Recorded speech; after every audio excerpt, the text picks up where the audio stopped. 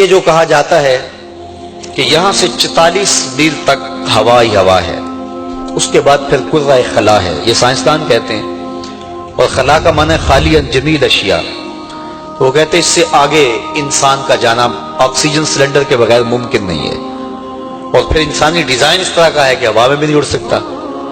خلا کے بعد وہ کہتے ہیں کرہ زمہریر ہے، جہاں اتنی ٹھنڈک ہے کہ اعضاء شل ہو جائیں۔ اس کے بعد پھر کرہ نار ہے، اور وہاں سے فولاد بھی گزارا جائے تو پگھل جائے۔ کرہ نار کے بعد پھر آگے آسمان آتے ہیں، پہلا آسمان آتا ہے اور دوسرا تیسرا اس طرح، تو آسمان بسیط ہے، فلاسفہ کہتے ہیں بسیط کی تعریف ہے ما لا جزء لہ، جس کے اجزاء نہ ہوں، تو وہ کہتے ہیں اس کے اندر ٹوٹ پھٹن ممکن نہیں، خرق و التیام ممکن نہیں، تو آسمان سے گزرنا کیسے ممکن ہے؟ تو حضور کیسے پرواز کر گئے اس ہوا میں، پھر کرہ خلا میں، پھر کرہ زمہریر میں، پھر کرہ نار میں، پھر آسمان کو چیر کے کیسے گزرے؟ اس کے کئی جوابات ہیں، لیکن سادہ جواب عام فہم وہ یہ کہ حضرت آدم علیہ السلام ماں حضرت حوا کے جنت سے زمین پہ تشریف لائے، اور یہ تمام الہامی مذاہب کے ماننے والے اس کو مانتے ہیں۔ تو جب وہ تشریف لائے تو یہ رکاوٹیں ان کے راستے میں بھی آئیں، جو چیزیں جاتے ہوئے مزاحم ہیں وہ آتے ہوئے بھی تو مزاحم ہیں۔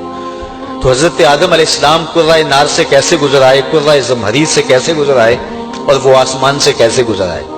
اور حضرت عیسیٰ علیہ السلام کے بارے میں جو قرآن کا عقیدہ ہے وہ یہ ہے وما قتلوہ وما صلبوہ، انہیں قتل نہیں کیا گیا، انہیں سولی نہیں چڑھایا گیا، بلکہ اللہ تعالیٰ نے انہیں آسمان پہ اٹھا لیا۔ تو حضرت عیسیٰ علیہ السلام گئے ہیں تو راستے میں کرہ نار بھی آیا ہوگا، کرہ زمہریر بھی آیا ہوگا، یہ خلا بھی آئی ہوگی، اور آسمان بھی آیا ہوگا، وہ کیسے گزر گئے؟ حضرت ادریس علیہ السلام چلے گئے تو وہ کیسے گزر گئے؟ تو جب حضرت ادریس جا سکتے ہیں، حضرت عیسیٰ علیہ السلام جا سکتے ہیں، حضرت آدم ماں حضرت حوا آ سکتے ہیں، تو میرا نبی جا بھی سکتا ہے، میرا نبی آ بھی سکتا ہے۔ فرق صرف اتنا ہے کہ اگر پہلے کوئی گیا ہے تو پلٹ کے آیا نہیں، اگر کوئی آیا ہے تو پلٹ کے گیا نہیں، میرا نبی گیا بھی ہے، میرا نبی آیا بھی۔ بلکہ کسی فقیر نے کہا کہ حضور کا جانا تو تعجب کی بات ہے ہی، لیکن آنا زیادہ تعجب کی بات ہے۔ اللہ کے نبی جب جنت میں جاتے ہیں تو واپس آنے سے انکار کر دیتے ہیں، تو رب نے کہا کہ تم آئے تھے سیر کے لیے تو واپس نہیں جا رہے ہو؟ تو عرض کی کہ مالک تیرا وعدہ ہے کہ جو جنت میں جائے گا اس کو نکالا نہیں جائے گا۔ تو کہا تیری امت تو وہاں ہے، تو کہا امت نیک عمل کرے گی تو وہ بھی آ جائے گی۔ تو حضرت یونس نے انکار کر دیا کہ میں واپس جانے کا نہیں ہوں، لیکن حضور علیہ السلام وہاں گئے، دنا فتح اللہ کی گود میں بیٹھے، پلٹے تو پھر امت کے پاس آئے۔ اگر حضور بھی کہہ دیتے جب رب نے کہا تھا بما اشرفو کا یا احمد، پیارے مانگ کیا مانگتا ہے، تو حضور کہتے کہ مالک وہاں تو طائف کے بازار ہیں، مکے کی گلیوں میں کھدے ہوئے گڑے اور پھیلے ہوئے کانٹے ہیں، تو مجھے یہاں ہی جنت میں ٹھکانہ نصیب کر دیا جائے، یہی تیرے قرب ناز میں رہوں۔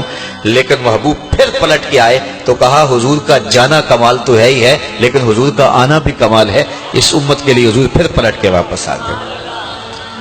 تو حضور علیہ السلام ان بلندیوں تک پہنچے، ان رفتوں تک پہنچے جہاں کسی کا تصور بھی نہیں پہنچ سکتا۔